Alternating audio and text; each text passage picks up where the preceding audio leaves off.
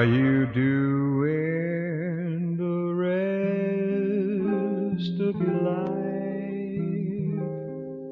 North and south and east and west of your life. I have only one request of your life, that you spend it all with me. All the reasons and the rhymes of your day. Now you're throwing some names at me, people that I've had experiences in life with, and I'll answer them as best I can. Well, the first two that I mentioned in my memoirs was Rocky Marciano, the undefeated heavyweight champion, and Tony Lima. And I met those guys. Actually, I flew Rocky around. The meatpacking companies used to send him around to the supermarkets that they had in those days, and he would sign autographs, and as a result of that, he got invited to play the Masters, and since I was his pilot, they invited me to play, so I got to play the Masters, which was one of the great thrills of my life. And then Tony Lima. Tony came to a hotel that we owned in Port Paradise Hotel in Crystal River, Florida. I met him through Mike Douglas, who used to be kind of a Johnny Carson type. And Mike would come down, and he loved to play golf, and he'd stay with us he and his wife would stay with us for several weeks. And he introduced us to Tony, and Tony came down. And in fact, a lot of the big-time golfers would come and stay there with us about a week before the Masters, because the wind blew and the layout was extremely long for a course at that time. And they would come and stay.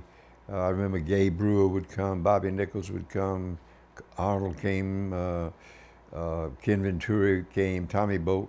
Well, actually, Bolt and Venturi were pros at this golf course, Paradise Country Club in Crystal River.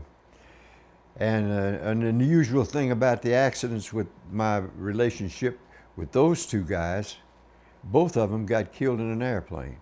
Rocky was killed after Tony. Tony had won the British Open. He had won this thing at Firestone, and he won $50,000, and I think at that time it probably was one of the biggest purses in golf, $50,000. I know that he had won 2 tournaments that year.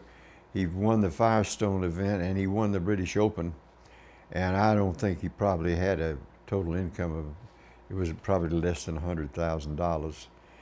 But not in counting his endorsements. We got him a real nice endorsement with a champagne company when they called him Champagne Tony, because the first event he won, he spent more money on champagne for the press than he made in the tournament.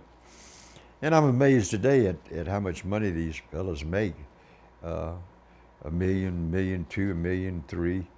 But in those days, I think if you'd go ask Arnold or Jack, those kind of pots certainly weren't there when they were coming along. And they made a lot of money doing the exhibitions, and that's what Tony was doing.